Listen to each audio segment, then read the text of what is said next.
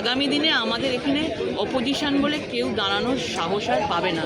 সে তাদের মধ্যে যা অবস্থা হয়েছে, তারা ভেঙে চুরমার হয়ে গেছে। তৃণমূল যার হাতে ছিল, তার হাত থেকে তৃণমূলের ফুল চলে গেছে, আর কিছু নেই।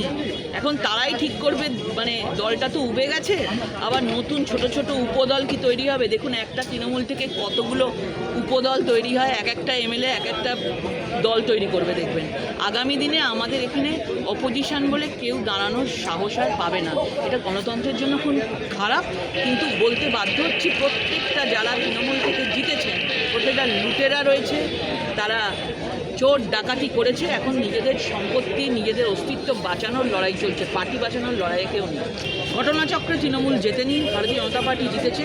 প্রত্যেকে এই পার্টিতে যারা ছিল, নিজের স্বার্থ বুঝে 40 বছর একজনের সঙ্গে থেকে তার বিবেক বুদ্ধি সব কিছু তাদের সিট দ্বারা বিক্রি করে তারা আজকে সেই পার্টির বদনাম করছে।